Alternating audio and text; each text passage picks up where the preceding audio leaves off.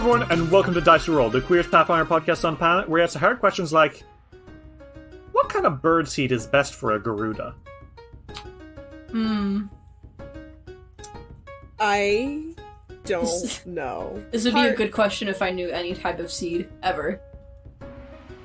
You know? I mean, to be entirely honest, bird seed is not actually that good for birds. Are you serious? Is it not? Yeah. The thing is that, like, bird seed is good, but it's not, like... It's like if you only ate bread. Oh, right, yeah. You can survive on it, but should forever. you? No, you could, but it wouldn't be, like, the healthiest thing in the world. Like, it's one of the things that they do not tell you about birds, is that they should be eating things like vegetables and fruits and stuff that they can eat. You have to look into every species of bird. I own 4 of them. You've definitely heard them. So I guess a better question, because, like, a Garuda is not just a random-ass bird. It's, like, a powerful, angelic, like, creature, you know? I believe in Galarian Stride, not even a bird. It's like, I think it's like a woman with, like, a snake under half and then, like, big rainbow wings. So, like... Oh, win. Something Happy Pride. Yeah, Happy Pride indeed. Happy Pride. What does she eat? You're having a Garuda over for dinner. What are you feeding her? What everyone else is eating. I'm not gonna ostracize my guest. I'd ask her. Personally, I think she would probably enjoy some sunflower seeds. Because who doesn't? I can agree. I like a good sunflower seed, but only the outside. I've never had sunflower seeds, so I don't know what the fuck you're talking about. The shells. I like the shells. I will just put the shells in my mouth and I'll spit it out and I won't eat it. I don't... See, the weirdest thing is I don't even know if you're doing a bit anymore, Reds. Like, this sounds like something you might physically I am being do. completely 100% serious with you. Oh god, you're being 100% serious. Y'all, we're gonna move on. We're gonna play Ruby Phoenix today. Are we ready for our little recap? Yeah. Previously, in Fists of the Ruby Phoenix, our heroes were approached by an enemy team known only as Touch the Stars, a squadron of champions from beyond this world.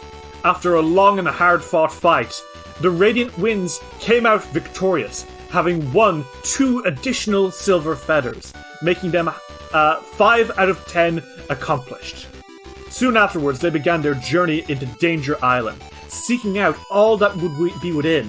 They travelled through the stone markets. They entered one of the teleportation towers. And now they find themselves in a most unusual encounter with a former champion of the Ruby Phoenix tournament and also a member of the Golden League, a crime syndicate which seems to be well aware of Masami Takahara.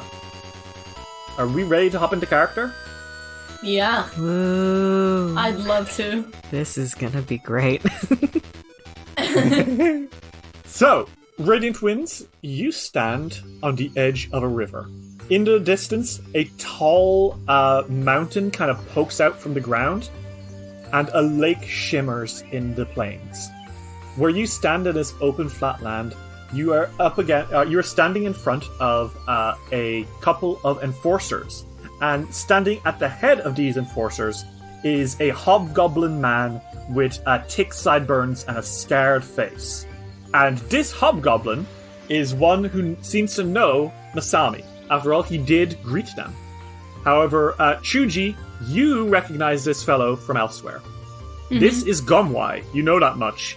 He was one of the finalists of the previous Ruby Phoenix tournament on behalf of the Golden League, a crime syndicate which was paid to interfere with the tournament and basically cheat their way to the top. Yup. You watched the last Ruby Phoenix tournament yourself live when you were just a kid. You were like, what, 13?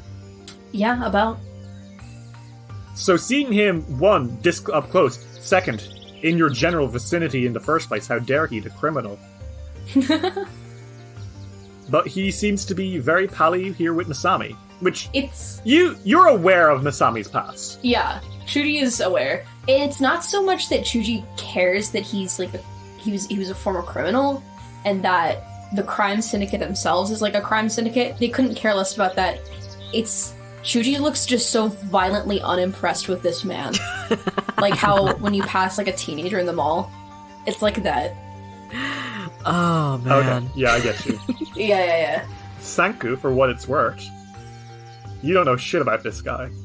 Sanku, what he's feeling right now is he looks between the two of his friends and he's like, I have no idea what's going on here. And he's not gonna care. So instead, he's electing to look totally normal. Gumwai here, he walks forward, and he got his arms crossed, and he's like a burly dude, and he looks at you, Masami, and says, Masami Takahara, how are you doing? I'm doing great. It's just going through the tournaments. I haven't seen you since you were about this tall. He kind of smiles and puts his hand out to show something notably less tall than what you are now. How is Hiroshi doing? Flunked out of the fucking tournament. Hey, what's up? And Chuji, waves. Gumwai turns to you, Chuji, and he stares you down. And he kind of looks at you and says, you know me. Yeah, I know you. And you know my story? Mm-hmm. Gumwai inhales. And then he does probably the last thing you would ever expect. The dude drops to his knees and bows in apology. Masami just looks at him. You must please accept my most sincere and humble apologies for the chaos I wrought during my darkest years. I thought this was going to be a more violent encounter. The other enforcers are just looking on yeah, that's par for the course. I think Chuji goes a bit blue in the face. They're like, wait, get up. Hold on, we're not doing this right now. He gets up and he very stoically looks at you and says, no, I came here to make my amends, and I swore that anyone who knew of me, I would give my sincere apologies to. I was in the Golden League in my darkest years, and the things I did to disturb the sanctity of the Ruby Phoenix tournament, I can never forgive myself for. Senku is raising his hand. Yes, young man. What are you talking about? I have no idea what's going on here. Young man. Yes? 10 years ago, I was employed by the Golden League in order to interrupt and cheat my way through the Ruby Phoenix tournament in order to procure some of the relics that this tournament had on behalf of a client. To do so was wrong, and I must offer my sincere apologies. And then he turns to you, Masami, and says, not dissing on Hiroshi or your branch of the league. No. He's got it handled. He's doing his own thing. How is Hiroshi? He's doing good. He's going up the ranks. He's been trying to reform the place a little bit at a time. They don't like him for it, but they accept him because he will pummel their asses if they don't listen to him. So, oh, that's Hiroshi indeed. But you, Masami, what are you doing here at the Ruby Phoenix tournament? Of all people I expected to see from my checkered past, he says, looking down at his wrist. I did not expect to see you here. You, of all people, I would have expected to keep a low profile. Well, I mean, what's life without a little danger? It couldn't be that you're here for some other reason to be at the Ruby Phoenix tournament, is there? What other reason would I have? I'm just here competing with friends. Fair enough! Asami squints at him, actually. I'm like, what the hell is that about? Do you want to make a perception check? A little bit. Let's see. Yeah, make me a perception check, and this will be secret, please. What you can tell is that he almost seems to have been trying to do a perception check on you right back. He was a little... I think he's a little bit, not suspicious, but he was like, the Golden League's not trying anything again, are they? That would be way too brazen.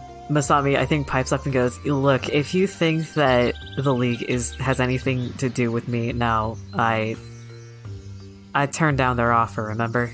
Perhaps. Wait, you got... Later. Hold on. Later.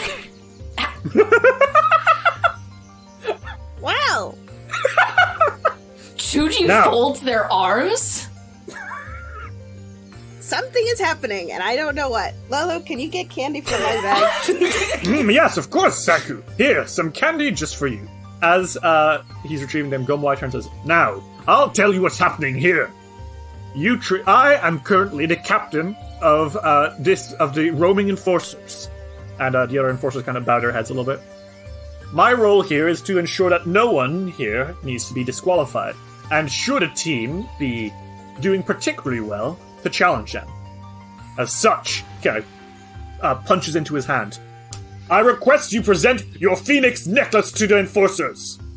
Yeah, sure. And Chuji takes it off their belt and shows it to him. 1, 2, 3, 4, 5. 5 silver feathers. Impressive, You're right? well on your way. Quite impressive. But you know, it'll be only more difficult from here on out, and you only have so much time. Well, I've got pretty good teammates, so I'm not that worried. Yeah, we're like crazy powerful. We'll make the most of it. Well, what I'll give you is that should you have more than 7 silver feathers, and I were to encounter you on my travels, it would be my duty, and he punches his hand again, to beat the silver feathers out of you. Okay. Well, you could definitely try. And fail, but you could try. I like your spirit, boy! He slaps your shoulder. But for now, we bid you adieu. If we see you around, however, next time our meeting will not be so cordial. Yeah. So this is a little mechanic. There are 32 teams on this island, however, you are one of them. If you roll a 32 on your random team rolls, you will actually encounter the enforcers. And if you have more than 7 feathers, they will attack you. On top of that, if you roll a team you've already fought, you'll find the enforcers. So they will be basically actively seeking you out as you fight out more teams. Mm-hmm.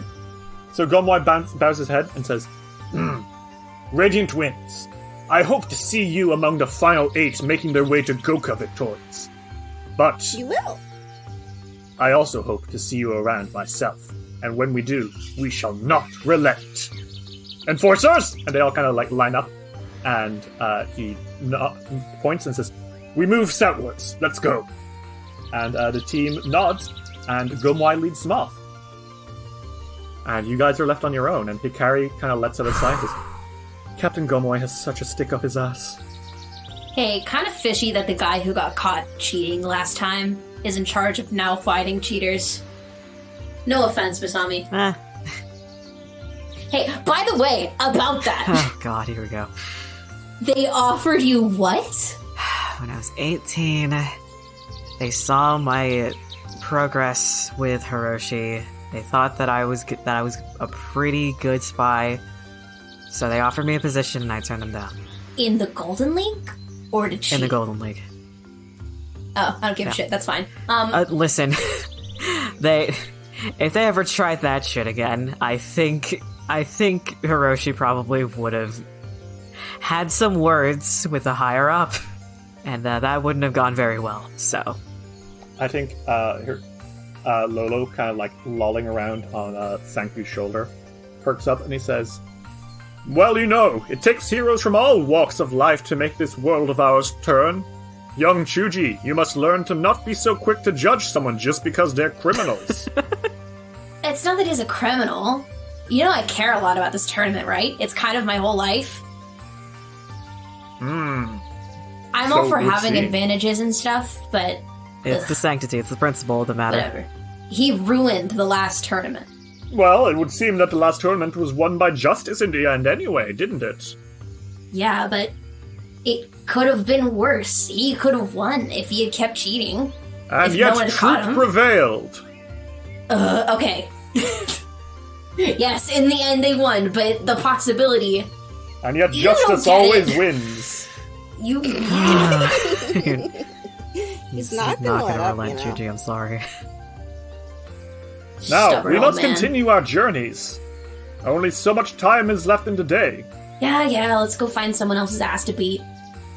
Okay, so you could travel out of this hex, or you could attempt to reconnoiter it, which would take you 1 hex action just as a reminder, you have a 32 total per day, and you've already spent 6.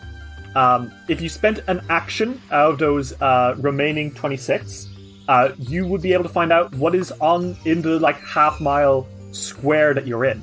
Which, considering you can see a cool mountain and a cool lake, there might be some interesting stuff around here. There might be some sick as fuck things.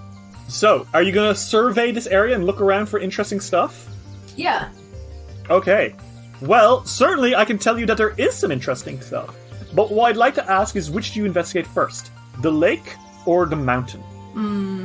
Chuji would be looking at the mountain. Chuji has no interest in bodies of water. We can go to that next. Very sorry. That's a terrifying thing for you to tell me. Okay, well, in that case... Oh my! Okay. I want you to roll me a D100 real fast. 58. Okay. So what you find is a team headquarter. Oh. It looks like this is where a particular team stays. That being said, this particular team does not seem to be present, but let me tell you about this place anyway. This particular place seems to be a mountaintop observatory. Ooh, they have a vantage point. And you know what? I'll let you make a perception check just to see if you can figure out anything about the team that is from here. All of us? I seem blind. Yeah. So, you all climb this mountain for a little bit, just checking it out. There's like a path that leads up to it. This isn't like a wild random mountain in the middle of nowhere. It seems to have been like a well-traveled path before the abandonment of Bonmu.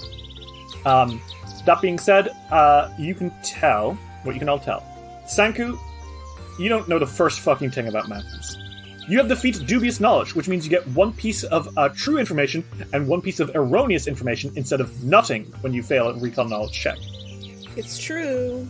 The way this works is that you are pretty sure whatever this team is, they seem to have some kind of bird population. Maybe. They might have a bird fighting for them, judging by the fact that there is, like, bird droppings here and there. However, Lolo insistently tells you that those aren't bird droppings, those are dragon droppings. So, either this team has birds or it has dragons. Masami, you discover something else. Yes. Horse tracks. There's horse tracks in the path, and they're relatively fresh, and, like, heavy, too, which to you tells you that this team fights using horses. Cavaliers? Chuji, you get a bad feeling about this place. This mountain is haunted. You are dead certain that this place has ghosts on it. This place is a fucking burial ground. Let's get out of here. I mean, if so, we have ghost touch stuff, right? I guess, but it's skeeving me out. I don't like fair. Masami takes out their Shokuto just in case, because it has ghost touch. I don't really feel like waiting around for this team to get home. No, I think we should definitely just keep moving on, because if we look around more, then... Yeah. I'd rather not waste time. Besides, I want to see as much of this island as True. possible. Perhaps we could seek them out, however. Track them, see where they've gone. There are heavy horse tracks on the floor, so we could follow them, we could see where they're at, or, I don't know, we could probably spot them later. They're in a pretty hard to miss area, so. Hey, as long as we get away from here right now, I'm cool with that. You guys head down to the lake, and you discover that this is a fighting ground. You can see that it has been set up by tournament officials to be, ready to rumble in at any time. Pretty cool. Oh. That being said, you haven't found anyone here. It's just that, for example, if you did, this is where you would battle out with them, right? So that's your exploration activity. You may now move in any direction. You've got 6 directions to go. Northeast, northeast, east, southeast, southwest, west, and northwest. So, which way are we headed? Did we want to follow their tracks? Yeah, you could follow them, but that would take a survival roll. Oh. Next question, is anyone good at survival? Let's see. Let's find out. I'm... Oh, wait. Oh, I am actually good Did at everybody survival. roll hero points? I think some of you did. I rolled it, and I said I should all roll it, and then no one said I already anything. rolled mine before yours, I think. Okay. Okay. Oh, okay. Chuji has plus 17 survival, so if you really want to... Masami has plus 16, so if they need help. Sick as fuck. Ballin', straight ballin'. Would you like to? Might as well. Yeah, sure, why not? Sure, yeah. Okay. Well, roll me survival checks secretly, please.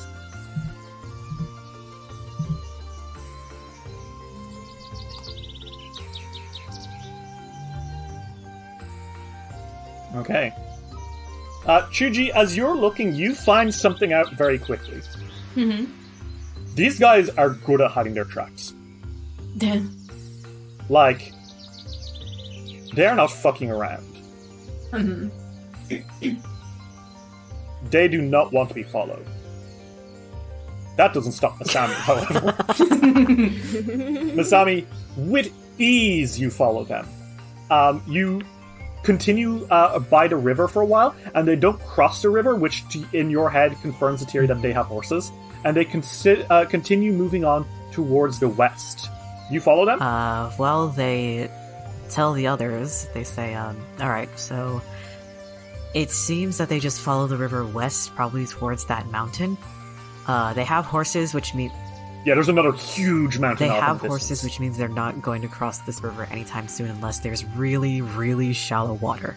So, you could follow them, if you guys want to. I'm okay doing that. It's a faster way of getting those feathers. Sure. Fine, alright, let's go. And there's... Alright. Yay! Okay, so do you head? Yep. Mm-hmm. Alright. So you enter this place, and I think I'm going to allow you to meet this team actually immediately. Oh. Because after a little bit of tracking, you hear them. Oh. And certainly, they are a wild bunch. Uh-huh. As you are traveling through the plains and through the like the open air, you come across a group of people. 3 humans. And present, these guys wear strange clothes. I would like all of you to make a quick society check. Okay. A society check? I love flat rolls. Okay. Masami and Chuji, you don't really recognize how they're dressed. They seem to be rural folk of some sort, but you don't know what, like, you can't identify them immediately. Senku, however, I think you do. These are Tianla people. Okay. The Tianla are from the tundra nation of Honggao, the northernmost country in Tiansha. Their hair is notably curly, and their skin is pale, and they've got kind of like stocky builds with round faces. Mm-hmm. The 3 men that you see, the first of them is a big guy. He is fat and muscular and has tattoos all over him. On one of his shoulders, like, he is shirtless, but on one of his shoulders he wears like a shoulder plate with kind of like fur coming off it. And he wears his hair like in a high top. Beside him is a woman who is wearing much like heavier warm clothes and a kind of cone-shaped hat with fur around the edge. And another shirtless man who is bald but has a very impressive long mustache. What basically everyone at home might recognize them as is these are all fantasy Mongolian people. I knew it. Cool. Sick as And fuck. With the horses, the hell big yeah. guy turns. All of them are on top of horses. The woman has a hawk on her shoulder, and the bald man has the weirdest fucking dog you've ever seen. It's like skinny and pointy, and it's got red fur. Would anyone like to roll a nature check to figure out what the fuck that is? Sure. Yeah. Sure. Okay. Sanku and Masami, you're not really sure, but Chuji, you don't know much about the Tianla, but you know a Tyler sign when you see one. A Thylacine? Also known as a marsupial wolf. Pardon? An extinct animal, God bless them. But this specific one is a particular breed from Hongal called the blood Thylacine, which are notably relentless. But the big guy turns to you, and he points and says, "You there, travelers! You've been following us!" Yeah. Or tracking. Horse tracks. The woman, she kind of crosses her arms and laughs, says, "Ha ha ha! You only found us because we allowed you to find us." Aha. Okay. Thanks. And the bald guy steps down and says, "You're really looking to mess with the wrong team, I'll tell you that much. After all, we're..." And the three of them on top of their horses, fat guy throws his hands up directly in the air, and then the woman and the bald guy kind of throw their arms to make it like a pyramid shape. "The Heralds of Hongal!" Oh my god, they're Mongolian Team Rocket. The Ginyu Force. Fat guy points out and says, "My name is Alardine, and I was chosen by hand by the Khan of Hongal to represent our nation in this glorious fighting tournament." And beside Alardine, the woman says, "I am Odval, the Khan's favored hawk trainer, and this is my bird Wishy." And Wishy chirps. And, Hi, Wishy. the bald guy then rubs his nose and says, "And I'm Corchi, this, the bravest Thylacine trainer in all of Hongal. You dare come against us? Ha! You're going to find yourself in some serious trouble." I think I'm gonna seriously enjoy this fight. Alardine, Julie cracks their knuckles. Yeah, Alardine cracks his neck a little bit and says, "And what about you? Who are you?" Well, we're the Radiant Winds, and we're gonna take all your fucking feathers if you'll let us. Ha! They all look at each other and say, "We wager 1 feather." Is that all you have? "We have more, but we simply only wish to offer 1. A likely I story. think that's pretty. Oh, That's pretty fair, though. We don't need to risk every single It's feather tactical. all the time, Judy. Okay, well, it's more fun that way. Odval rolls her shoulders a little bit and says, You mustn't get it twisted. It's not that we're worried about losing feathers. We just don't want to win them all too fast. After all, we're here to beat as many teams as possible to show off how strong Hongal is." And all of them beat their chests and say, "Hongal!" Alright, 1 feather. That's fine by me. Alardine nods and says, "There is a fighting ring in the lake nearby. Shall we travel back there?" Sounds good. Okay. Alright. And you got, with a grin, the Heralds of Hongal start riding off and says, "We'll see you there!" Ah, Okay. right, horses. Bye. And you see the enforcer behind him going, "Oh fuck, not again." Oh no, they're not even giving him a ride. They didn't give him a horse. Which gives you guys just a moment to relax. Chuji leans over to Hikari and is like, "I'm sure you're glad you ain't them." I have to walk everywhere as well. Well, yeah, but you don't have to run. We're walking with you. That is a good point, she says quietly. I mean, at the very least, we wouldn't leave you behind with us riding horses. I think that's just kind of a dick move. A little bit. Yeah. It's funny, though. So, are you going to spend the 2 exploration actions it needs to engage in a match? I would love to engage in a match. Alright, so you're at 9 out of 32 for the day, as you follow the Heralds of Hongal to the lake. Eventually, you arrive at the lake. At the head of the lake, a waterfall pours into a 15-foot deep pool. A set of damaged stone platforms allows access to the statue of a long-forgotten Taumatan god. The constant spray of water from the falls makes these platforms slick. Perhaps jumping on them may be difficult. Aldine, Odval, and Corchi all stand before you on their horses, ready to get into battle. Alardine points and says, "Now, Radiant Winds, are you ready to face the Heralds of Hongal?" Yep. You got it. Then do so at your own risk. He points at his enforcer and says, "Start the match!" And the enforcer inhales and says, "Heralds of Hongal, are you ready?" And all of them go, "Yeah!" And Hikari says, "Radiant Winds, are you ready?" Uh-huh. Yep. Then fight! And everyone I want you all to roll initiative. Hooray. Pog. Alright, top of the order is gonna be Odval, the hawk girl. And she points and says, "Alright, Wishy, show them what you've got. I'm taking on the Kitsune." And she points at you, Masami. Why do they always go for me first? And Masami, she is now hunting you. And she points and says, "Wishy, get them!" And Wishy is gonna do that.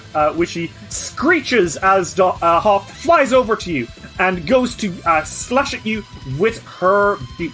So she's pecking at you. Masami, does a 42 hit you? Jesus Christ, yeah, it does. Okay, that is gonna be 16 piercing damage. Alright. And then, from horseback, Odval is going to shoot you with her bow. And that is going to be a 39 to hit. Hits. Okay. That is going to be 20 damage, Masami. Okay. And that is going to be Odval's turn. Next is going to be Corchi. Corchi points and says, "Alright, are you ready, Uro?" And the Talosine kind of yips. And then he points and says, "I'm going for the Dampier!" And, you could just say monk. is going... You didn't know your class. It's obvious. So he is hunting you now. And he is going to have his Talosine run up to you. And as the Talosine is snarling, he's going to bite at you. And that is going to be a 42 to hit. That's a crit. Okay, well, that is going to be 32 damage as the Talosine bites into your leg and pierces down hard. Ow. Finally, that is his. He is going to shoot you as well with his good bow, and that is going to be a 41 to hit. 41 is a hit. Okay, not a crit? Nope. Okay. That is going to be 14 damage, and because he is hunting you, that is going to be an additional 2d8 precision damage. That's 5 extra damage, Chuchi. So for 90 damage total. And Corchi laughs and says, "Ha! That's what you get for messing with the best!" And Alardine points and says, "And I will destroy the witch!" He kind of points, and the horse that he's on starts trampling through the mossy earth, and is going to flank you, Sanku. Does that count for standstill? Oh my god, yes, that will actually trigger standstill. Yeah, fuck you. And for attack of opportunity.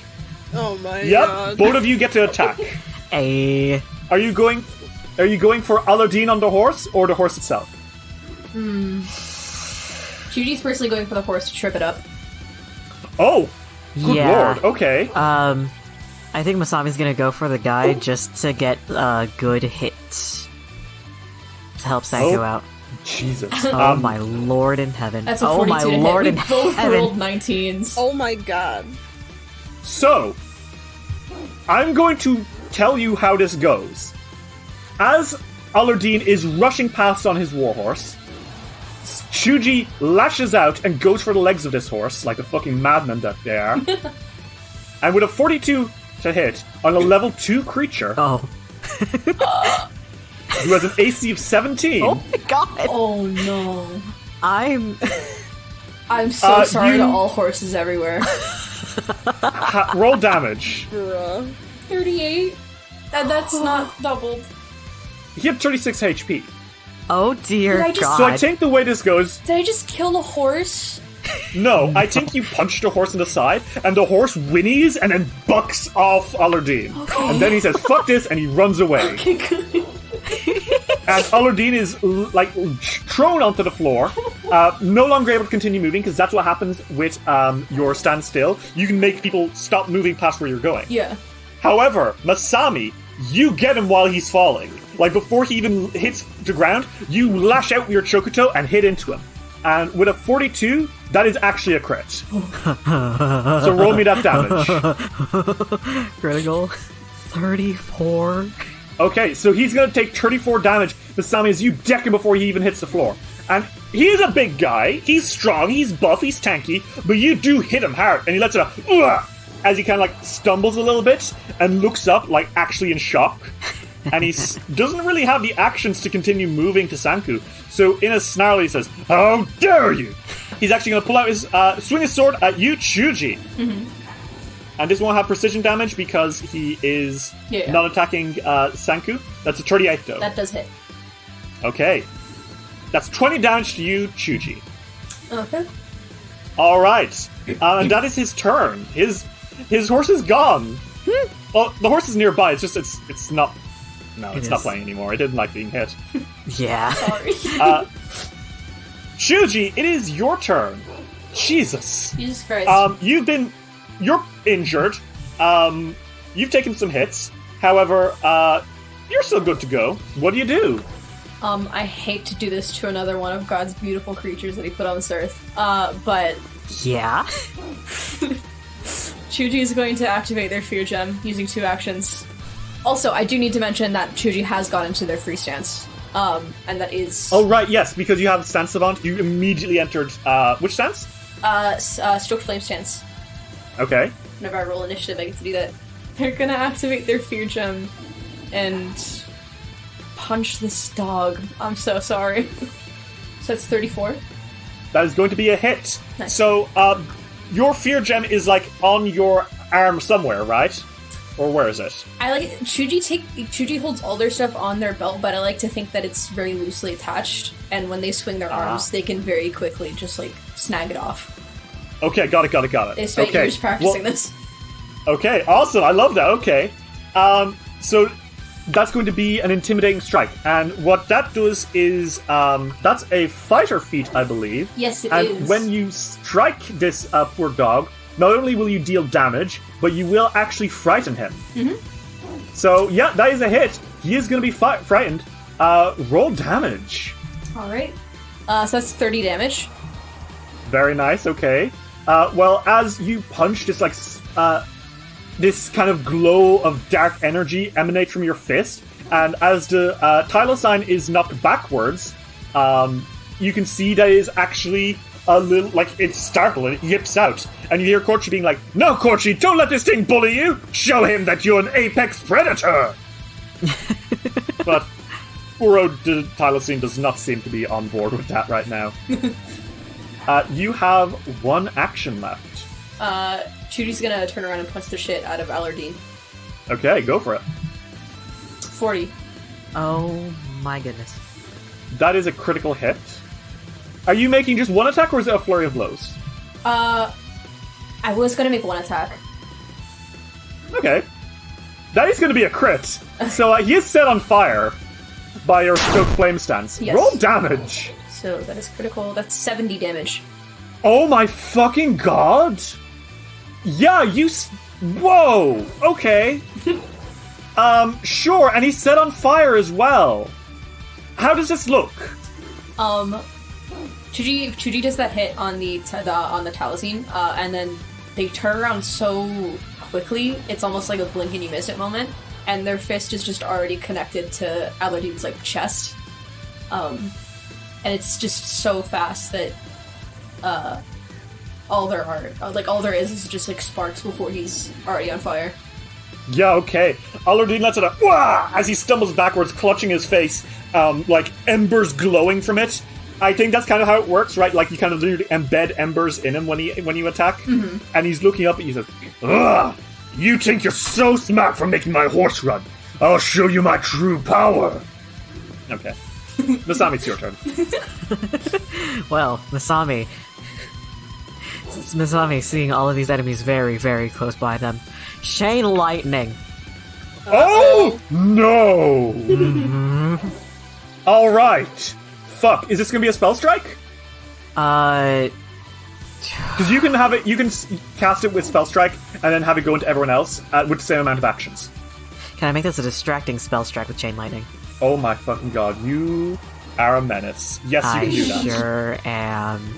So, the line of effect for Chain Lightning is that, like, so long as everyone is within 30 feet of each other, it's fine. Uh-huh. Yep, Sick. And it just keeps going until someone critically succeeds. Yo, boy who's already been injured. Hi, how you doing? How's it going? Oh, Jesus. I Hit him. hope, Go for it. I hope Aladdin. life has been good for you. Yeah, that's a 30. Wait. Now, see, this would be a miss, but you said you wanted this to be a distracting spell strike. Yes. Make me a deception check, and if it succeeds, he will be flat-footed against this, meaning it will be a hit. That is true. Because you just barely missed his AC. Oh, proficiency. And him being flat-footed would make it work. Where are you? There you are. Deception. Nat 20 deception roll. Oh my fucking god. What happens on a critical feint? That's a good question. I don't have that piece of information on me. On a critical feint, you throw your enemy's defenses against you entirely off. They're flat-footed against melee attacks that you attempt against it until the end of your next turn. So he's flat-footed against you, not just this turn, but next turn too. So, Masami, how does this look? How do you juke on Aladdin here? Alright, so Masami's ambidextrous. Okay. It's from their training with their Kama. So I think what they do is they charge up the lightning in their blade. And they do kind of like... They do a fake-out slash where they intentionally miss the slash down, then let go of their blade and quickly twirl, catch it with their other hand, and immediately backhand upward slash into the actual hit. Oh, okay, cool, go for it. So this is going to be a hit against him. Yes. Roll damage for both your attack and your chain lightning, and then it's just going to arc into everyone. Alright, so the damage on the Chocoto is 22 damage. Okay, he takes that. And then from chain lightning, that is 51 damage. Whoa. So you did 73 damage to him with his spell strike. I sure did. And you can tell that Aladdin is badly injured from all this, but the lightning passes through him and continues going. So let's see. We're going to go to the next closest target, which is Uro. Does Uro pass? Uro succeeds, but it's not a crit success, so the chain lightning will keep going. Mm-hmm. He's going to take half damage. Okay. So, we'll just go with your original. That's going to be 26 damage to him. Okay. Meanwhile, then, that lightning passes into Wishy, the hawk. Mm-hmm. So from Taliesin to Hawk, let's see if the hawk can pass. The hawk cannot pass. That is a failure, meaning that Wishy here takes 51 damage. Yep. And then it's going to go into the poor, sweet warhorse of our friend Odval, the hawk lady. Creature. I feel so bad. I don't have a good feeling about this. This is a level 2 creature, yeah. I feel so guilty. Oh, man. Yeah, that's going to be a critical failure by 17. Oh, man. Meaning that the horse takes 110 damage. The horse had 30 HP. The horse bucks Odval off and runs away, whinnying angrily. It did not like being electrocuted. Oh, my lord. Odval is going to... Jesus, Odval... You guys are fucking these guys. Wow, okay. Odval rolls a 38, which is a success. Almost a critical success, but you lucked out. Meaning that Odval's going to take 26 damage. The other warhorse is going to make this save. Jesus, this chain lightning is fucking crazy. Oh, I love this spell so much. Critical failure. I'm not even going to roll damage. The horse runs away. Clearly not happy. And lastly, Corchi. Come on, Corchi. Corchi gets a critical success. Corchi ducks out of it at the last second as he tumble rolls off the horse. And he gives you a tons down because he didn't like that. Masami, your lightning literally arced through 1, 2, 3, 4, 5, 6 other opponents. Good God. Masami, I think, looks back at him and goes, you're a lucky one. I'll remember that. He snarls his "For as he starts charging forward. So you have one action left, Masami. What do you do?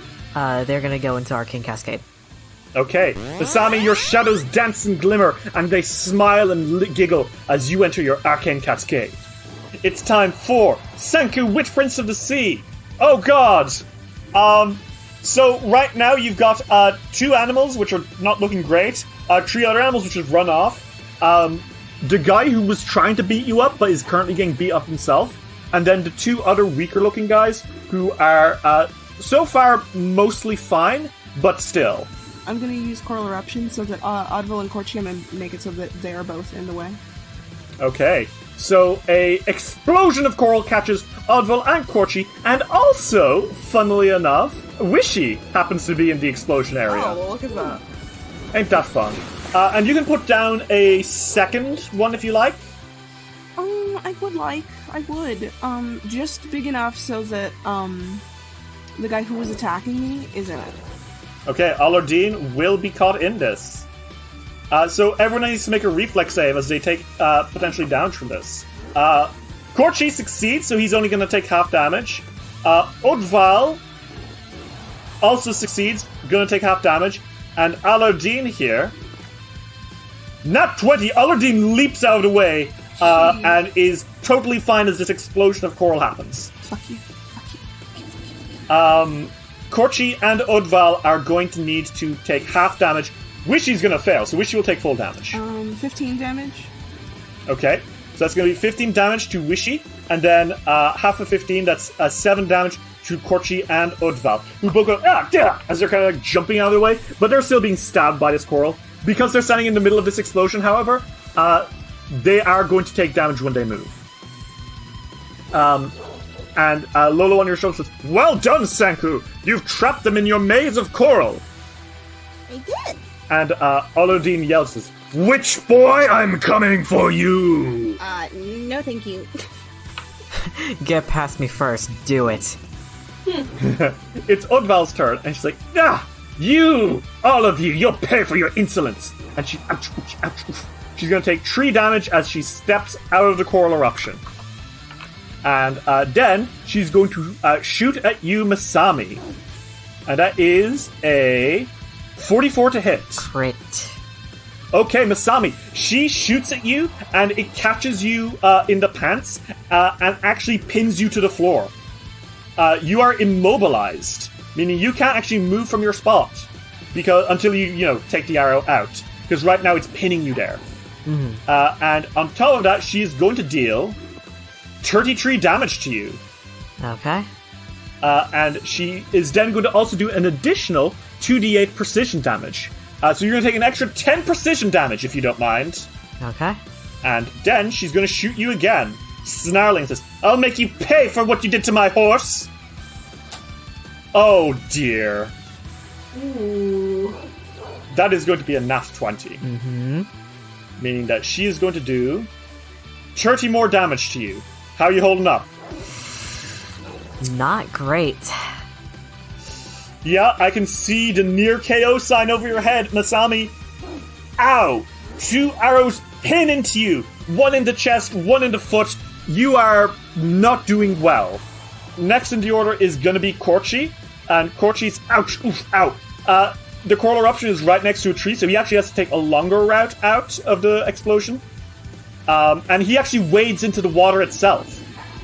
So that's where he's at. He's about waist-high in water suddenly. But he's not in the coral eruption, which is nice. And he's going to take 9 damage from that whole ordeal. But he is then going to point and say, "Now, Uro, attack!" And Uro is going to make a jaw strike against you, Chuji. That is a 30 to hit. Does not hit. Oh dear. He's going to try again. 19 to hit. Does not hit. That's a crit fail. Nice. Uh-oh. Well, this hound is clearly afraid of you, actually, so that's why this is happening. Yeah. It's trying its best, but as it jumps at you, brutal collision. The dog is stunned, too. It's not going to be able to act at all on its next turn. It's no longer frightened, but you can see, basically it jumps at you, and you just bap it over the head, and it lets out a wow. Mm-hmm. And Corchi is just going to wade through the water. That's what he does in his last turn. He's getting up towards Odval. It is Alardine's turn. Alardine is going to snarl, and he's going to charge past Shuji and Masami, having not learned his lesson. Both of you can make reactions. I just realized. 31. 31. That is going to be a hit. 33 damage. 28. Okay, roll damage. That's a 20 damage. 20 damage, okay, and is this including sneak attack? Yeah? Yeah, it is. Okay. He takes both of those hits, but he keeps charging, and he's right in front of you, Sanku, and he says, "You! and he's going to slash his sword at you. And that is a 31 against you, Sanku. Yeah, just hits. Okay, well, he's going to slash at you with his attack, and that is a 19 to hit. Okay. And on top of that, he is going to do an extra 2d8 precision damage, because he's hunting you. That's 3 damage. Okay. And lastly, he's going to make an athletics roll to trip you with Brutish Blow. And let's see if he can knock you down. A 30 against your Fortitude DC, Sanku. Oh, that is the DC. So yeah. Okay, well, he knocks you down. Sanku, you are knocked prone as he punches you to the floor with his sword. Ow. And he says, "That's what you get, witch!" Oh, now I'm annoyed. So Sanku, you are prone. And that is going to be the end of Alardine's turn. Shuji, it's your turn. Hi. What's up? What is up? Oh, also, because Alardine's on fire, he takes 4 fire damage. Yes, he is still on fire. Who's also on fire is these fucking fists as they... Shuji is then going to hop over poor sweet doggy to Oddval. Okay. And Oddval is here, staring in surprise as you dash past Uro right towards her. And then Shuji is going to 2 action 1-inch punch. Okay, go for it. 34. Ooh, 34 is a hit. Roll damage. That is 35 damage.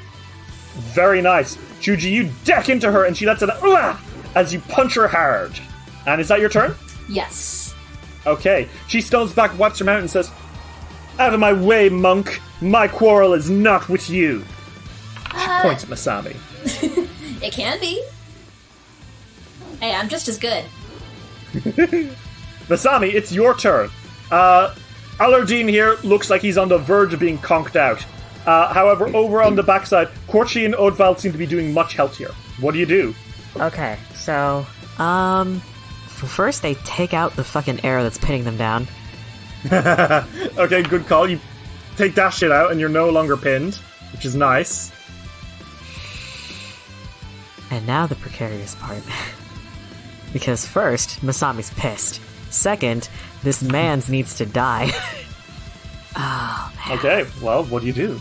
So Masami realizes that there is a man who is very much on low HP. However, they are pissed. Mm-hmm. They immediately turn to the person who is fucking targeting them, lifts up their hand and snaps their fingers. You wanna play? Then let's play. Mirror mouth actors. Okay, so describe how this looks to me. I think instead of hand signs, they drop the axe for this one. They don't give a shit. Jesus. There are ice runes circling their hand as they snap, and there are just mirrors that go between them and Shuji, just for a split second. This is a will save. Okay. Okay, 27? That is a failure. Okay, roll damage. That is 37 mental damage. Okay, 37 mental damage. You can see Oddval looking around, eyes wide, panicking like, "Oh god! Ah! What is this? What sorcery?" Yeah, she's gonna be frightened by these mirrors, and she's gonna take, 37 damage. She is looking kind of freaked out by this. Wow. And on subsequent turns, this effect repeats if you sustain. Yep. Holy shit, that's a lot of damage. Yeah, it is. Oh my god. The zombie's not here to fuck around anymore. How many actions did that take? That is 2 actions. Okay, and I think you are running low on your actual spells, huh? Yeah. Well, I'm sure you'll make the most of it. You have 1 action left. What do you do? No. Took out the arrow, remember? All right, so true. Yeah. Sanku, it is your turn. You're on the floor, and this guy is ha-ha-haing on top of you. And Lolo's like, "Sanku, he's laughing at you." Yeah, I don't like that. So Sanku is going to... I don't think he's going to bother to get up yet. he's going to cast Tidal Rings. Okay. On this dude? On this dude. Okay. Make me a spell attack roll. 26. That would do it. Yes. You rings of water wrap around him, and he lets out a Wah! And then I'm going to cast Hydraulic Push. Okay, he is currently grabbed, so his AC is going to be dropped by this. Okay. 23. A 23 would not be a hit. Can I use my hero point? Sure, go for it. 35. A 35 would be a hit. Roll damage. 52. Sanku, how do you do this? I think that Senku, falls on his butt. And then he's like, okay, that's enough. I'm not risking that. And he, holds out his staff to, hold the guy in place, before he blasts, just like a crashing water that's, that would, I don't know, like send him flying. Yeah, he goes Team Rocket Fly. He goes, ah! As you shoot him across, out of the muddy ground that you're in, and actually up to that shrine that you saw earlier, and he crashes into it, and he just goes limp, and he is KO! Okay, so that's him removed from initiative. Next in order, we're going back to the top of the round, is Odval. Odval is freaked the fuck out. And I think, again, because she's particularly superstitious, and the Tianla are pretty superstitious people, she is straight up just gonna try run away, which maybe not a good idea. Shuji, if you would like. I would love. She's trying to wade away into the water to keep up her range attacks. Why did that roll twice? Anyway, 38 was the first one. Roll damage? That will be 20 damage. Okay, Chuji, how the fuck do you do this? I think as she's, turning to run into the water, Chuji just, takes that opportunity to, push her further than she wanted to go. Oh no! With their hand. And I think that she kind of hits one of those rocks. Yeah, she falls and hits her head and goes, ooh, and she's just KO on the rock. And all that remains is Corchi, who's looking around like, hey, what the fuck? We're the Heralds of Hungal! He turns and says, you, Dampier! I won't suffer you any longer! Uro, attack! Uro is just whining. He is stunned too because he hit his head last turn. Oh. So Corchi, snarling, says, then have at you! And he's going to run up to you, Chuji, and he is going to quick strike with his short sword. He pulls out and attacks in one action. That is a 41 to hit. Yeah, that hits. Okay. And that is going to be 16 damage, plus an additional 2d8 precision damage from sneak attack, or from a hunted target. That's 5 more damage. Alright, he's the last one standing. Shuji, it's your turn. Corchi is looking pretty bad. All of them were looking pretty bad. You had been wearing them out. But Corchi is the last man standing. What do you do? Can't suffer me anymore? I'll put you out of your fucking misery. Chuji's gonna 3-action 1-inch punch. Because I just love go for that it. action. It's a 37. 37 is a hit. Roll damage. 34 damage. Very nice. You power up punch him. He is not looking good. He's stumbling backwards in pain, eyes wide, as you, fucking deck him hard in the stomach. And he's kind of bending over, and he says, ugh, ugh, it'll take more than that to take me out. Okay. You heard him, guys. Masami, you heard him. Okay, let's see. How close is this bastard? He is 25 feet away. Ah. Only? Only. Time jump. Uh-oh. Oh, shit. Okay. How does this work again? So basically I get 2 actions to stand, step, leap, or stride. And if I use it consecutively within a minute, I'm stupefied 4 because I keep jumping through time. So basically you move, but time is stopped while you move. Yes. It's almost like Blink Charge, but without the charge. Alright, 1 action, and... Was that 1 action? Jesus, pleases. Yeah, it's only voice. Oh my god, wow, okay. So you call out a magic word and you jump through time towards him, King Crimson style. He looks over his shoulder and he goes, you know. And you have 2 actions left. What do you do? I still don't think I have my spell strike up, so I think they're... Yeah, you don't have it up now. Yeah, and it's gonna take another action to do so. Alright, then I'm just gonna cast a Gale Blast. Okay, get him. Fortitude save. Okay. That is going to be a success, so you will take half damage from this. Okay. Roll it for me, because he's not looking good. 8 damage. Okay. Unfortunately, 8 damage is not enough to take him out, but he's trucking. He's trucking. You have basically fucked him over, though. He's got nowhere to run. And Sanku, it's your turn. You're still on your back, and this asshole is bothering your friends. What do you do? Well, I don't need to get up because nobody's attacking me. So I'm gonna use Elemental Betrayal on Corchi. Okay. And then I'm gonna use Spout because he's near death. Okay. So he has to make a save, right? Yes. Okay. Well, let's go. Here you go. You can press it. That is going to be a 33, which is just about a success. Still half damage, I think, right? Mm-hmm. That's right. 20. Half of that is going to be 10 damage. Plus 6, that's 16 damage. Sanku, how do you take this guy out?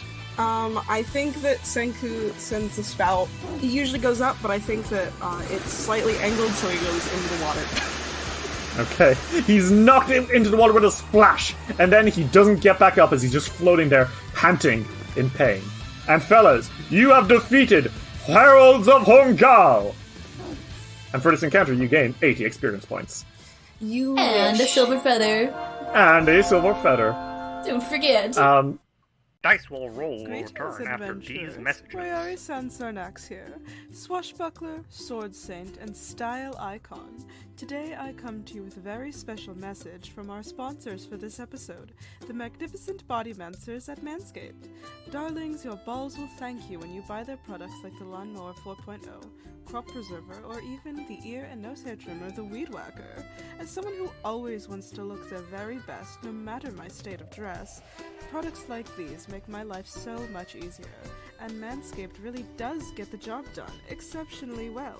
So come one, come all, use code DICEWILLROLL for 20% off, as well as free shipping at manscaped.com. That's code DICEWILLROLL, all one word. We now return After a Dice few Will minutes Roll. of these guys being dragged back together by their enforcer and some potions given to them, the Heralds of Hongal look up at you, a little bit ashamed that they've lost. Udval is holding Wishy, who seems mostly fine, and she looks at you and says, "Such strength! I've never seen anything like it." Well, aren't you glad you have now? Corchi is Flexes. petting for Uro, who looks very distraught, and he says, "A combination of physical might and magical prowess. I've never seen... This is something out of this world." I mean... the aliens when we're out of the world. They were. Alordine stands to his full height and says, "You've bested us, and that's something that no one else can ever say they have done. You have defeated the greatest warriors Hongal has ever known." Which seems like an exaggeration, you guys. Alordine bows his head and says, "Perhaps we won't win in this tournament, but if we don't, we fully expect you to win in our place." That's the plan. And he pulls out a silver feather and says, "But we're not out of the game yet. Take your silver feather, and we'll see each other soon, I pray." Gladly. Good luck. And you guys part ways. You return to Danger Island. And not Masami, sorry. Hikari kind of looks at you all as you're moving and says, "That was really impressive. You guys have got some moves. Are you doing okay, Masami?" Oh, right. Masami, yeah. I can heal you. Come here. It's fine, I'm fine, it's fine, I'm fine. No, I can heal you. It's You've got arrow wounds that are still bleeding. get Yeah. over here. Get over here. I'm healing you. Fine. You guys want to spend a hex action healing up the full? Yes. Okay, so you spent your first 10 hex actions. You are a third of the way through the day, meaning it is about 10 a.m. right now. 4 hours have passed. I think that our next action should be like exploring because I want to see the island as much as possible. Well, there are silver feathers hidden around the island in non-combat encounters. Maybe you'll find some interesting things on your way. Yeah, I thought they told us that, right? You could get them from not fighting? Yeah, didn't they tell us that? What? Yeah. Well, I mean, we wouldn't... If it was just going to be fighting, we'd probably just do a pre-tournament, like, tournament style. There's a reason it's on an island. For example, Master Chuji, you defeated a spider and harvested its body parts earlier, which was gross. You could do that to other monsters on this island. They have feathers in them? Well, I don't know where Lady Haojin has placed the feathers, but certainly the monsters may guard treasure. Recall that winning the tournament is not your only goal here. What is the point of winning if you don't have enough preparation to go with it? True. Yeah, we can get things and stuff and treasure, and also we can see cool things. We don't need to focus on just beating people up. That would be boring. I can't argue that first part. Finding treasure is really nice. It is not boring, though, to only fight people. Oh. So, Lolo kind of crawls out of the bag and says, well then, we better not delay. Adventurers, where are we headed? In a direction. I think we should go west. Sure. Okay, back towards the really tall mountain? Yes. Okay. Well, you head west, and that takes you about 1 action. So you have 11 actions now. And if you'd like, you can recon this place. Take a look around, see what you can find. I would love to. Okay, and that you do. And you see some interesting stuff.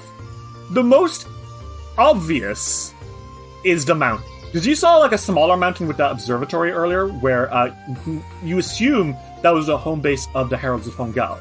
However, this mountain is something else. And as you're looking up at it, it is so tall, it seems to almost pierce the sky, with the clouds themselves parting around it. And as you look up at it in awe, Hikari clears her throat and says, Radiant Winds, what you're looking at is Mount Hamunibo. That is where the final events for the qualifying round will take place on the 3rd day. And it is there that Lady Haojin currently resides, watching over the tournaments. Oh god. She's up there? Yes. Along with some other top contenders, including the head of the Enforcers, the Oni that you may have seen earlier. And you do think back to that big sexy Oni that you saw on day 1. You didn't necessarily know she was an Enforcer. That's a wild thing to have an Oni do. Is she like an Enforcer? Yes, she's actually the leader of the Enforcers. Huh? Oh my god. Really? Hikari nods a little bit and says, yes. That would be Lady Koto Zikora.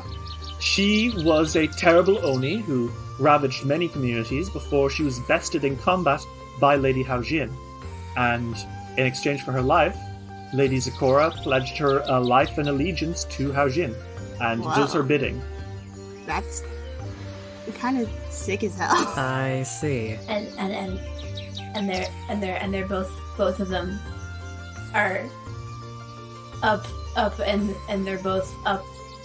She's like pointing up. Yes, both of them are.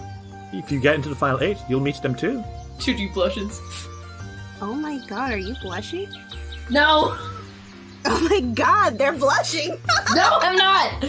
Chuji immediately grabs Senku in like a hold. Hikari raises an eyebrow and says, do you have a crush on Haojin?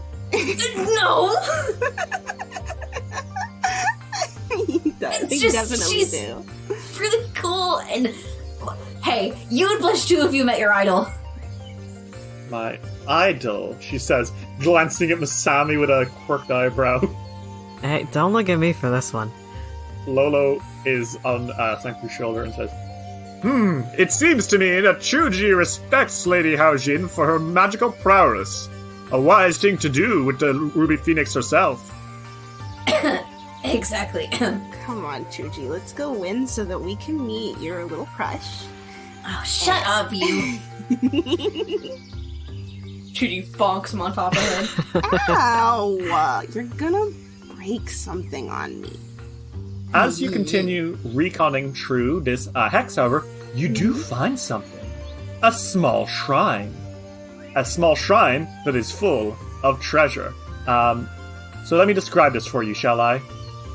So, it's a small shrine which has features long worn away, and it holds a candle and a box full of various coins and gems. It looks like this thing hasn't been touched in a long time. You can't even tell what it was originally made out to. That being said, there's a lot of gold in here. And a very strange candle. If you'd like, you could try to figure out what's up with this candle if you so chose. The candle is lit or not? No, the candle is not lit. Any magic roll. Chuji, you're not really sure. Masami, you definitely don't know. But Sanku, as you're looking, Lolo crawls over your shoulder and says, Sanku, you know what that is, don't you? A candle. Yes, a candle of truth. While this candle is lit, anything within its light must tell the truth. That's kind of really cool. Perhaps you could That's light awful. it and ask Chuji probing questions about Lady Haojin. Oh my god, we are Chuji takes not the candle. using a Chuji takes that magical candle. item for something like that. Chuji, you swipe the candle. Chuji swipes the candle. They do not want anyone putting this near them, especially when lit. Nope, no way. This is mine. I'm not gonna give you the chance to. Well, you are free to take any of the treasure from this box if you like. The gods of this place probably haven't exactly been around for some time. And I think she actually kind of looks at this shrine for a while. Something okay. What does that mean? Haven't been around? Well, I think as she's looking at I think all of you kind of look at it. And there's something about this shrine that almost makes you a little bit sad, honestly. You know, the people who once ran this place, the Tamatans, they had their own religions and gods. They haven't been worshipped anytime recently. Yeah. That's sad. I mean, that's kind of how things go. Sadly. Not really. Sort of. I mean, it's not just like normal. Maybe. There's gotta be tons of other places with gods that haven't been around for a long time. But have you ever stood in front of one? No. Lolo, I think, kind of pokes his head out, and he says, perhaps we could all investigate it. See what this place might once have been. It could be a fun break. Fine by me. Would you like to make me a religion check to see what you can figure out about this shrine? Because there is like a little statue here, but it's been like worn away and it's mossy. It's kind of like tucked away. It's hard to tell what this thing ever once was. Yeah, Chuji and Masami, you don't fucking know. I thought Maybe this is like, I don't know. Sakio, maybe. She's a god that people worship here, right? Okay, Masami would probably know more than that. Yeah. Okay, fair enough. Masami knows a lot more than that. But, like, you generally, it's whatever. However, Sanku, as you're kind of checking it out, you find some old writing and, you translate it and you try, you pat it down and figure out that this is the shrine to a god that was once called Umantar. Seemed to have been a god of dance, revelry, and animal friendship. And I think what you figure out is that the way that people used to pray to Umantar was to just dance for him. Senku finishes translating, and I think he and Lolo are literally like translating together, like tag teaming over his notebook and wherever the writing is on this little shrine. And he's like, I think I figured out who this god was. Umantar? They were a god for, like, dancing and animal friendship and revelry. You used to worship him by doing a little dance. It's a little silly. I like that. I think that the best gods are the ones that have something silly to do. You're right. It's much better than, like... What's a boring one? What does Abadar do? He sounds boring. Don't you count money to pray to Abadar? I think Hikari visibly stiffens up and says, I'm a worshipper of Abadar. Sorry. I'm sorry. No, I Yeah, Masami kind of, as they're saying that, Masami kind of looks over at Hikari like, No, not in a mean way. Sorry. She's pouting because it is, in fact, to count money. You gotta admit, it's kind of nerdy, Hikari. I'd like to think it's dignified. It's In a not bad nerdy to way. be a nerd. Masami pats her It's a on the little back. bad to be a nerd. You know more about money than I ever will. Well, do we want to move on? And Lo's like, but what about doing a little dance for Umantar? Surely he's earned it, after the few hundred years he's had of quiet. I think we could do a little dance for Umantar. Is he even here still? Who knows, but who cares? Yeah, sure. Fuck it. Okay, Shuji and Sanku, you two are willing to dance for a little while. Masami, are you? You all spend 10 minutes just dancing around this shrine with each other, having fun. Chuji break dances. You all do your bits, you know. You have fun. And time actually slips away faster than you thought it would. You offer up this prayer to Umantar to say, Old forgotten god, thank you. And you know what? The damnedest thing, as you all settle down from your dance, a warm gust of wind blows over you all. And you hear a voice in the wind. Find the other 7. It's the other 7. Each of you has gained the blessing of Umantar, which is to say that basically the blessing of Umantar is for the rest of your time on Danger Island, you will all have lighter feet, allowing you to take 5-foot steps into difficult terrain, which normally you can't do. Oh, cool. That's kind of awesome. If you need to back up away from someone who has attack of opportunity or something similar, but you're surrounded by mud, which would mean you couldn't normally, guess what? Yes, you can. I love them. That's cute. And yeah, that just happened. Find the other 7. It means there's like 7 more? Like gods? Maybe. Probably. That makes sense. Hikari blinks. What's happening? Are you alright? I heard a voice. I sound insane when I say that, but I promise. No, I heard it too. Yeah. Like, you're not crazy. We all heard it. I think we got like a blessing. Oh, from Umantar? Mm-hmm. Yeah. So he's still around? I guess. Maybe we just woke him up. Huh. He must be lonely. Well, if he's lonely, Lolo says, the best thing we can do is to help him wake up and meet his friends again.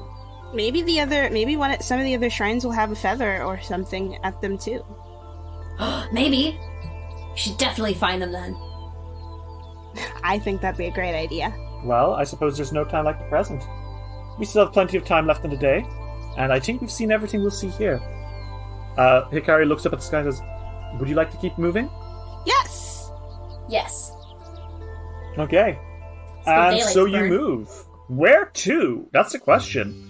Northwest, southwest, northeast, southeast, or, east or west. Chuchi's like, well, the next transport tower is to the north. I want to be at least close to one in case something bad happens. So I guess we can go to the rest of the lake. Yay! You cool, Masami? Yeah, sounds good to me. Sick. Alright. You moving towards the transport tower? Yes. Okay. You do. I think you can tell that there's never going to be much around transport towers. It's usually going to be the only thing in that half mile. It's standing up high above the sky. It's looking good. Do you want to enter it, or would you like to move to the next place around it? Probably next place if there's nothing there. Or Chuchi actually looks at the map and they kind of probably bump into the other two. Not like on purpose, of course, but like not to like knock them over or anything with the map. And they're like, It's kind of like a little dongle. A To the dongle? east. Yeah, like dongle hanging off the island.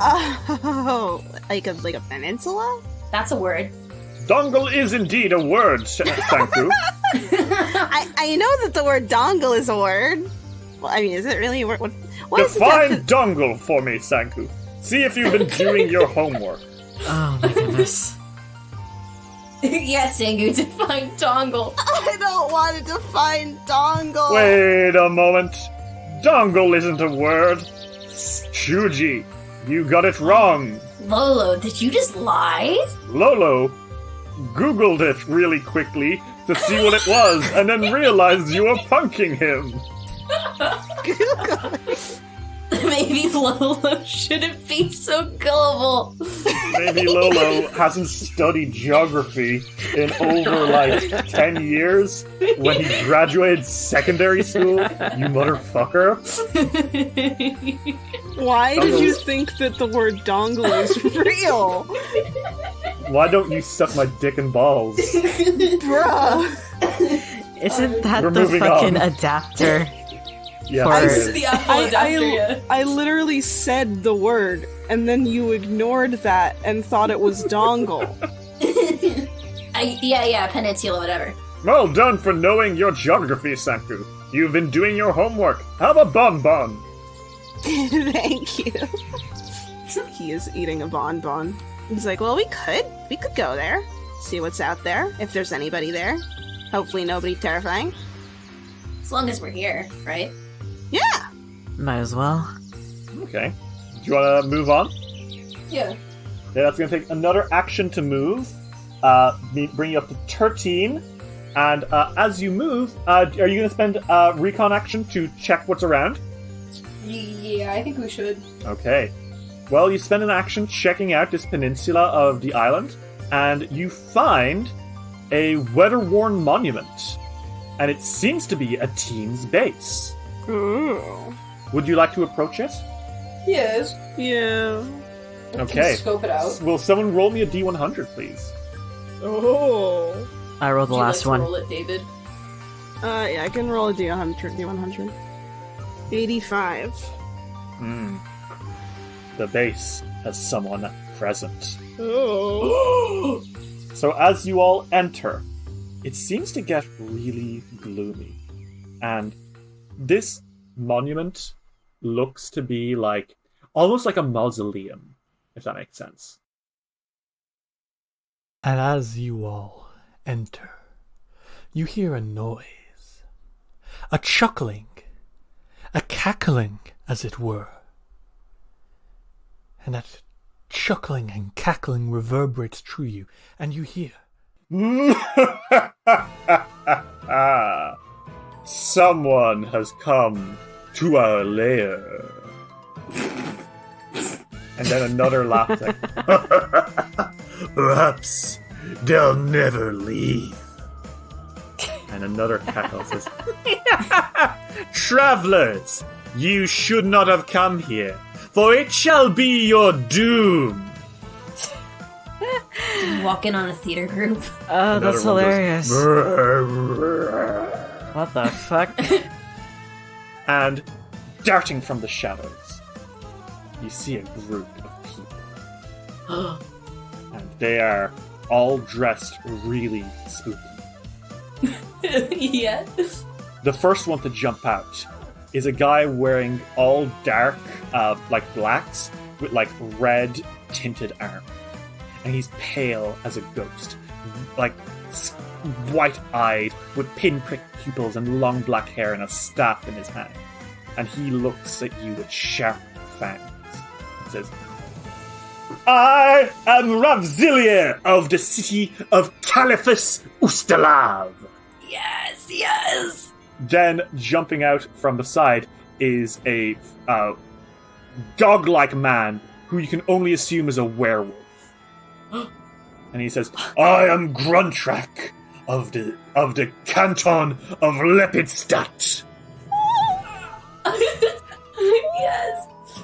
A pale woman with white hair and red eyes steps out and takes a bow and says, I am Belindra of Ardil Ustala. And then a fucking mummy comes out. What? And the mummy goes, "Brrr." And all of them pose except the mummy.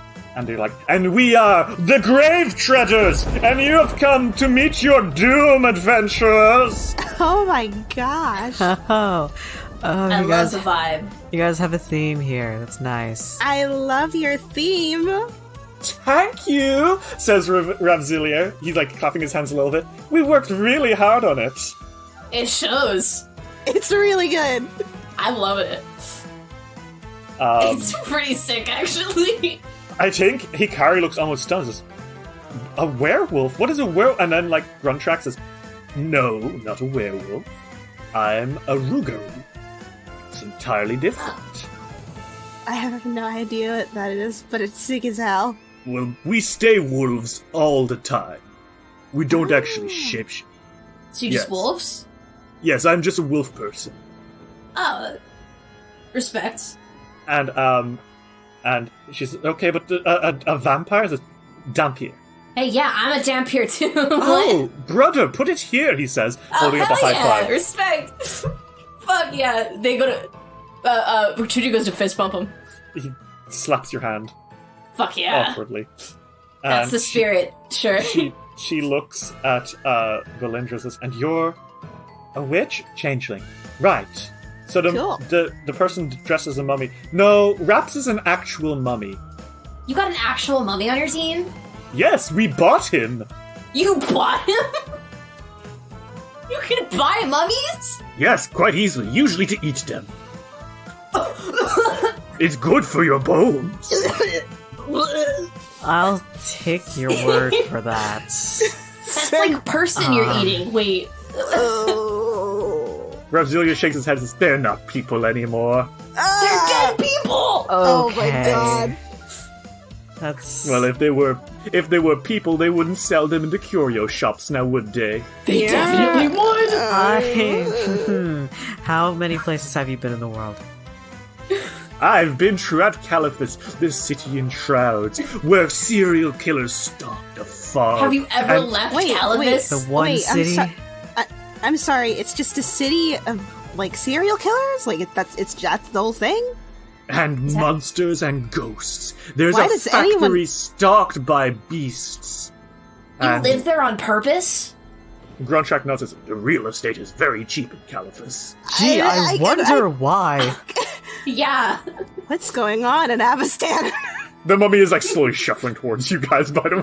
Whoa, okay. Do you, like, want to fight? Yes, we would love to fight, says Ravzillier. We haven't had a chance to fight at all yet. Sans such, we will bargain 2 feathers. No, 1 feather. We gotta be careful here. No, takes his backsies. No, it's 1 feather. No, takes his backsies. You shook on it. Gruntrack says, it's 1 feather. That's unfortunately, we're gonna do 1 feather, I take. 2 feathers. The mummy's still stumbling towards you. Chuji, can we hurry? The mummy's coming towards us, and I'm not. 1 feather. I'm not sure if this thing has like a ghoul touch. I don't want to know. Oh yeah, don't let him touch you, Belindra says. He will, like, give you mummy rot? Masami takes a whole step back and takes Hikari with them.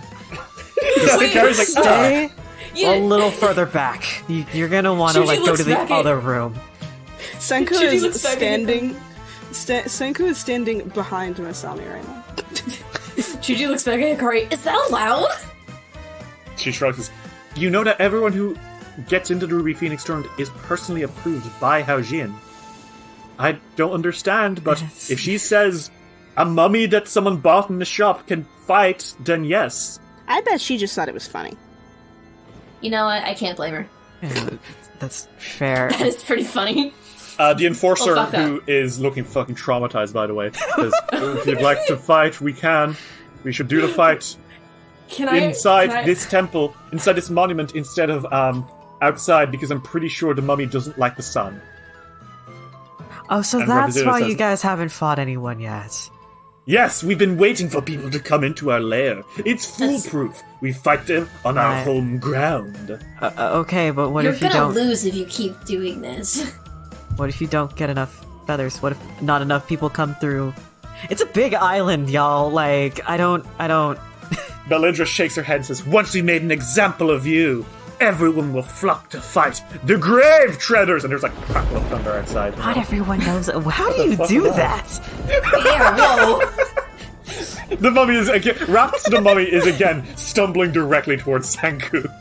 Oh my god. Which My means head, directly let's go. towards Masami and Hikari. Masami goes, okay, Hikari, go over there, go over there. Yeah, I'm going. The enforcer's like, please, can we start this fight? Yes. All right, I feel so sure. bad for the other enforcer. Yeah, can you please confirm or deny that the mummy's been chasing around their informer? Oh, for fucking sure, dude. Are you fucking kidding me? Has this man slept? No. So you all get into position, ready to face Radiant Winds versus Grave Treaders. And elsewhere, High atop the tallest peak, a woman sits on an ornate throne. Surrounding her are floating glass bubbles, through which she views a number of fights. One catches her attention for a moment, and she chuckles. Oh, this one's going to be funny.